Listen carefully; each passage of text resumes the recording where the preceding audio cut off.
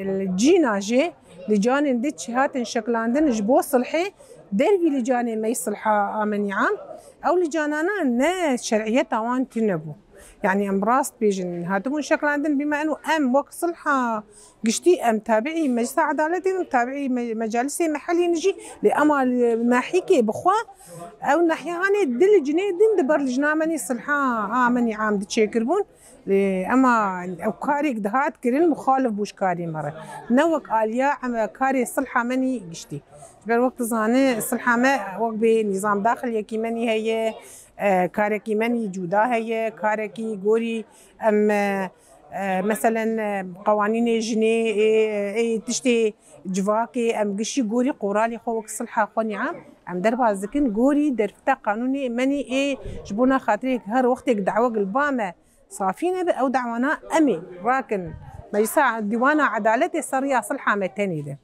يعني مددي هناك دعوه تشون دواوين عدالتي نصر يا مره بس او دعويك تشون ديواني عدالتي يعني او شغليك تيد هات كرين وشروطي تيد هات كرين وكاري تيد هات كرين نو كاري هات خصتن جبو الصلحه نافع جواكي كان وقع عشائر بون هنا تشتن عادات تيد هات طبقاندن تشتن وقت تشتي كيف تيد هات نعم نحقي جنيتي هات ستاندين نحقي شروطي قد هات جبو تصديقه سكوكا تيد هات التنفيذ كرن خوشك شروطي قد داتاني مخالف بوجي شروطي كارمه وصلحه عام دعويه وقتها كتين رولا صلحه دبيج اساسيات تبلش كوميني تبلش ايوانا وان تشتانا كان قبل جاني هات شكل عندن دربي الجنامني صلحه عام اما امجي كومينا اساس دقرن كومين دودا خط جينا هنا خط مالي هنا دودا هنا بلدلي هنا ام تدريجيا دمشن ام دو بلداده ده هلدك شيء وقتك شارع سرنا به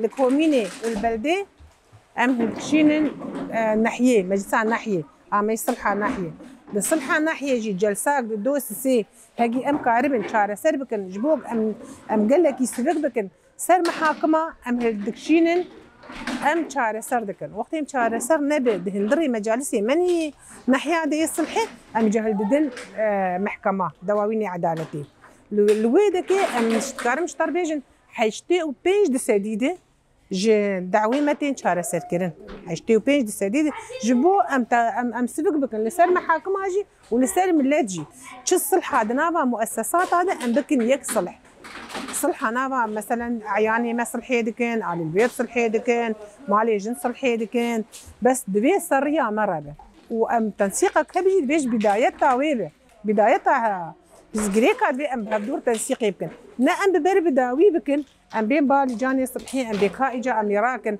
محكميج والتوقيع بكن جو ختم بكن جبال ختم اما وقت لجاني الصلحي التاني هي لجاني الصلحي عام ايه مني لجان الصلح الاجتماعي او تاني ختمه ما هي جبوا له وقتين بقى ام صرت عليه اموان دعوه ختم بكن تشينو هذا جبال قام نزعن النافاروكا وي صلحه وان تشتي تشيبويا احتمال قلنا غوري قورال وقانوني مو وصلحه منك تشيد بالمنطقه ده اما لا جنب باشقه دعوه شرعي اي جنومير وصلحه مني عام دعوه مالي اي مدني اي تجاري اي دعوه ولو حياه اصناف هنن اصناف دعوه خوتينين جمهره ام وان دعوي اصنافها ام سريه خو رادكن محكمه ديواني عدالتي ومالا جنجي اوجي كاري باشقه هي صلح بمره تنسيقها ما وان قرته اما مالا جن باشقه دعوي خوني جني رادكن محكمه او دعوي خو الورد شوبين نجي اما وقت صلح ام جي خدبن مالا ام تاني ام حرد وجي تاني جمرد حقن دعوه بالمحاكمه صلحها مني نابا جفاكي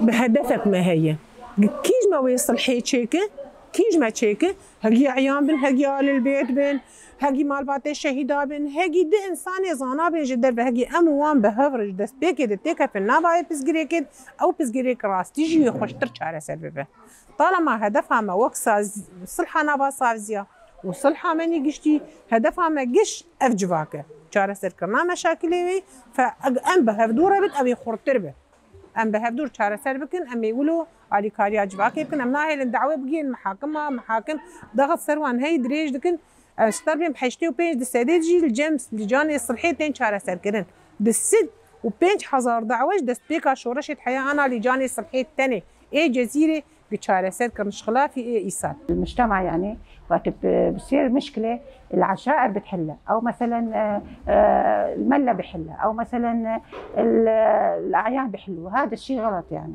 نحن لازم نبلش من عنا. وعلى فكرة نحن من 14 سنة لهلا لجان الصلح بمقاطعة الجزيرة حلت 205,000 دعوة. يعني نحن كثير وفرنا تعب وشغل على ديوان العدالة. نحن بلجان الصلح لازم تكون يعني تنسيقنا جيد مع العلاقات، مع الأصناف، مع يعني مكاتب السيارات. هذا الشيء ما عم بيصير.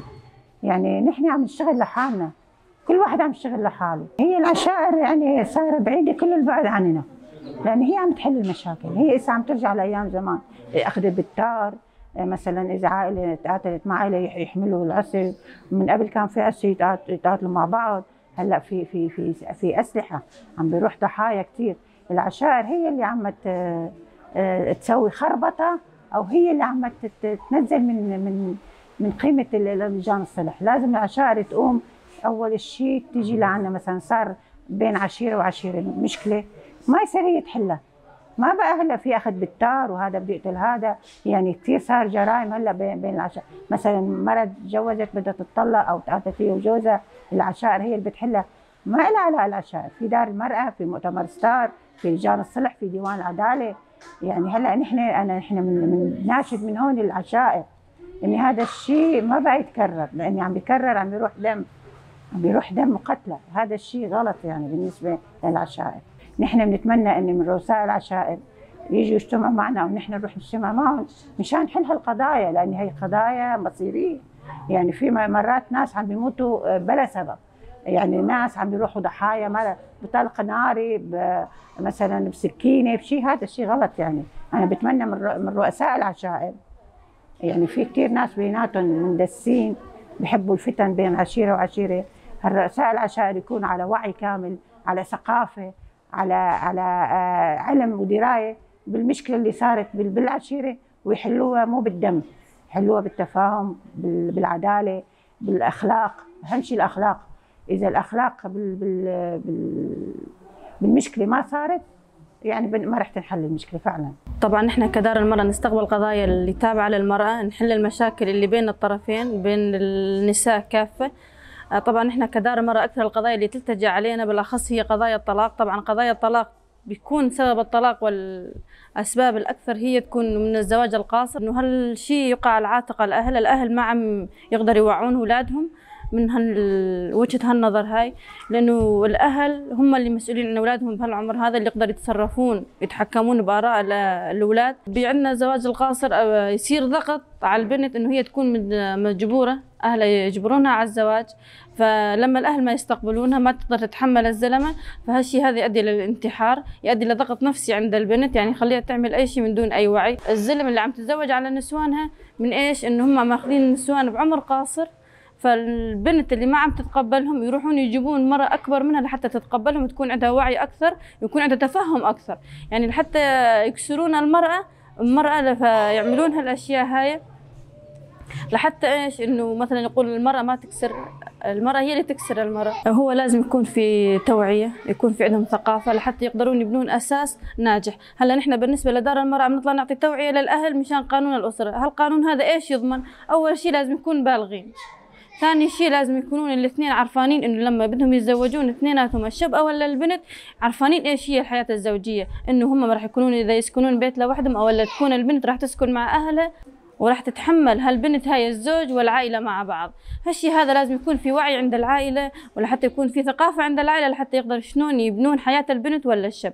اما اذا كانت العائله غير انه مثلا مطلعه على هالامور هاي فراح يكون في عواقب، يعني عواقب كثير عليهم، يعني على الطرفين، وراح تكثر المشاكل بين البنت والشاب، لأنه الحياة العائلية بدها تكون مبنية على تفاهم بين الطرفين وبمساواة بين الطرفين. إذا ما كان في تفاهم ومساواة بين الاثنين فالحياة الزوجية راح تكون فاشلة.